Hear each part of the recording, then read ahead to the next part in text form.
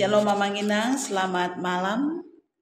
Tentunya sepanjang satu hari ini kita sudah melakukan banyak aktivitas dan kita akan beristirahat. Sebelum kita beristirahat, kita akan mendengarkan firman Tuhan. Namun sebelumnya juga saya mengajak kita untuk berdoa, kita bersatu di dalam doa. Damai sejahtera Allah yang melampaui segala akal dan pikiran, itulah yang memelihara hati dan pikiranmu di dalam Kristus Yesus. Amin.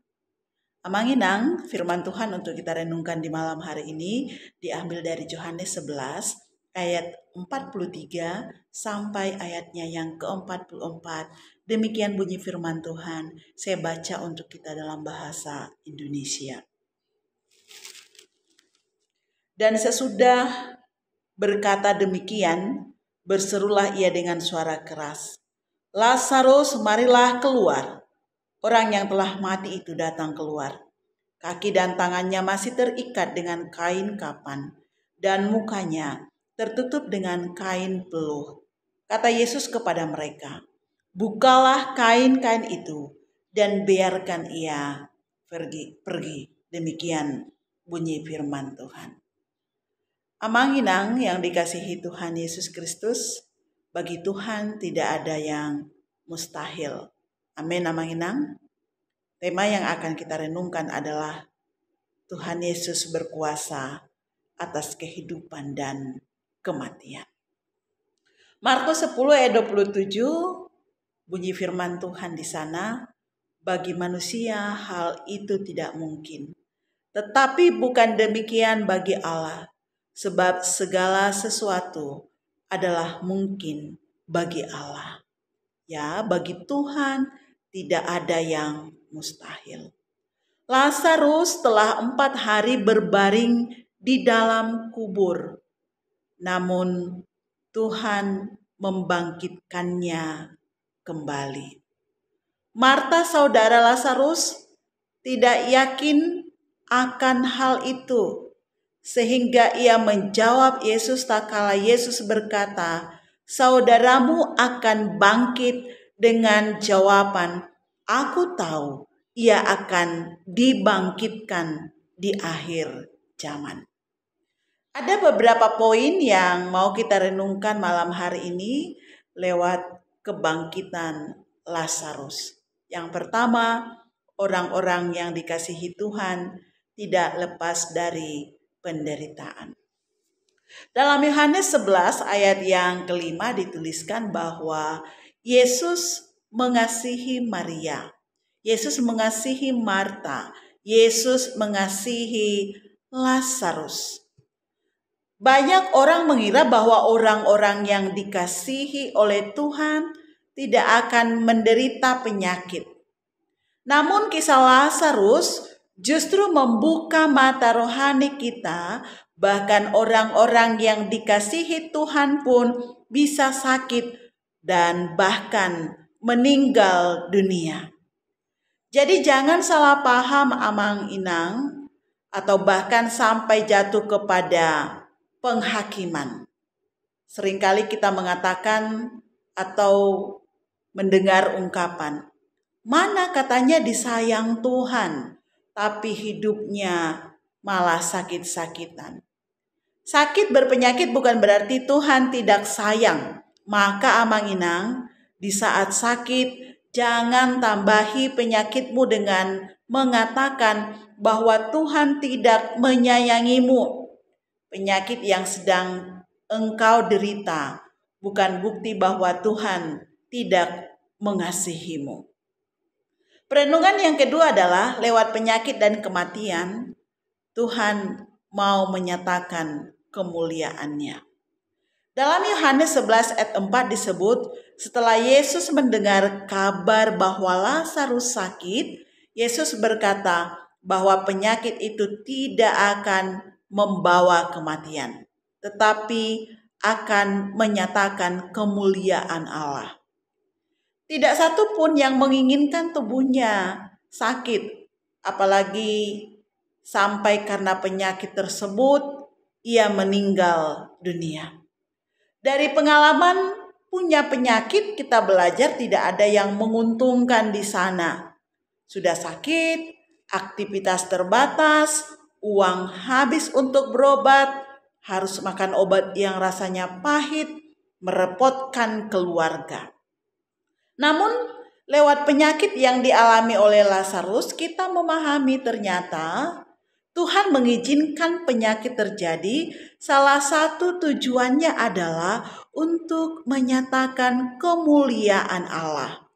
Namun, kendati pun demikian, bukan berarti khotbah ini bermaksud mengajak Bapak Ibu untuk tidak menjaga kesehatan. Alih-alih kita katakan, toh dengan berpenyakit, kemuliaan Tuhan akan dinyatakan dalam hidupku. Amanginang, teruslah menjaga kesehatan. Namun jika waktunya tubuhmu dihinggapi oleh penyakit, tetaplah melihat kepada pekerjaan-pekerjaan Allah yang hendak dinyatakan lewat penyakit tersebut. Perenungan yang ketiga adalah kuasa Yesus tidak dibatasi oleh situasi, maka berimanlah di segala situasi. Kematian Lazarus selama 4 hari telah membatasi iman Marta dan Maria. Mereka mengimani jika Yesus ada dalam situasi ketika Lazarus sakit, maka Lazarus tidak akan mati. Ya. Maka mari membaca di Yohanes 11 ayat 21. Di sana kita akan melihat Marta berkata, "Tuhan, sekiranya Engkau ada di sini, saudaraku tidak akan mati." Dan dalam Yohanes 11 ayat 32, di sana Maria berkata kepada Tuhan Yesus, demikian, setibanya Maria di tempat Yesus berada dan melihat dia, tersungkurlah ia di depan kakinya dan berkata kepadanya, "Tuhan, sekiranya Engkau ada di sini, maka saudaraku tidak akan mati." Marta dan Maria mengimani bahwa kuasa Yesus dibatasi oleh jarak dan kondisi. Mereka tidak tahu bahkan dari jauh pun Yesus bisa menyembuhkan jika ia mengkehendakinya. Mereka tidak tahu bahwa bukan hanya penyakit yang disembuhkan Yesus, bahkan yang mati pun bisa dibangkitkannya. Itulah sebabnya Marta berkata kepada Tuhan Yesus saat Tuhan Yesus menyuruh membuka pintu kubur, "Tuhan, ia sudah berbau sebab sudah 4 hari ia mati." Padahal Yesus sudah mengatakan saudaramu akan bangkit. Tapi situasi 4 hari kematian Lazarus menutup hatinya kepada perkataan Yesus. Itulah sebabnya Yesus berkata, "Jika engkau percaya, engkau akan melihat kemuliaan Allah." Maka amang inang, jangan katakan seandainya ini di zaman Yesus, maka saya akan sembuh. Ya. Dahulu, sekarang kuasa Yesus tidak dibatasi oleh apapun. Maka berimanlah amang inang di segala situasi.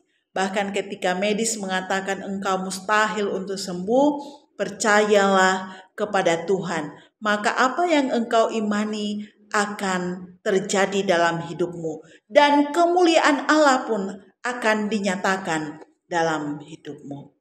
Perenungan yang keempat adalah apapun yang terjadi, Tuhan punya maksud. Saat kubur dibuka, Tuhan menengadah ke atas dan berkata, "Aku mengucap syukur kepadamu karena engkau mendengarkan aku," dan seterusnya. Kemudian Yesus berkata, "Tetapi aku melakukannya supaya mereka percaya bahwa engkaulah yang mengutus aku."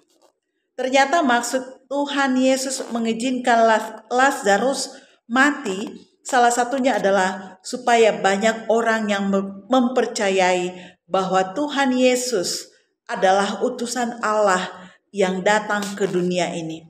Bahwa Yesus adalah Allah yang berkuasa atas kehidupan dan kematian. Kendali segala situasi ada padanya.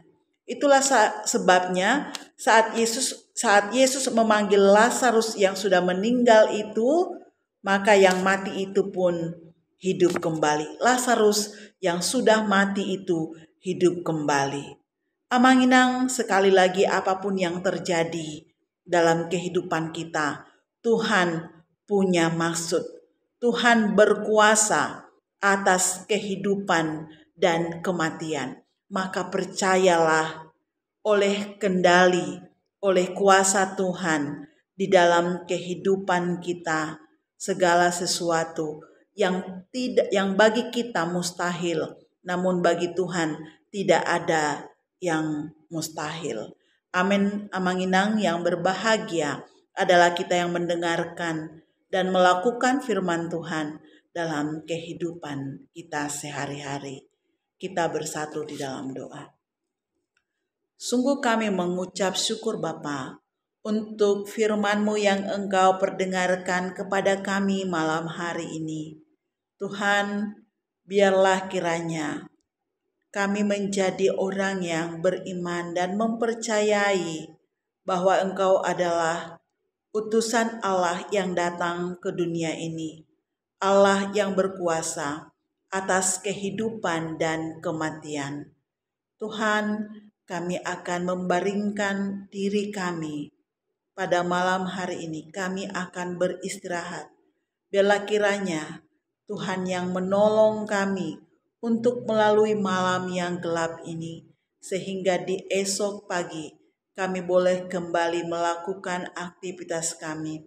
Oleh penyertaan Tuhan, kami melakukan semua aktivitas itu seturut sekehendak Tuhan. Terima kasih Bapa. Di dalam nama Tuhan Yesus Kristus, kami mengucap syukur untuk firman-Mu. Amin.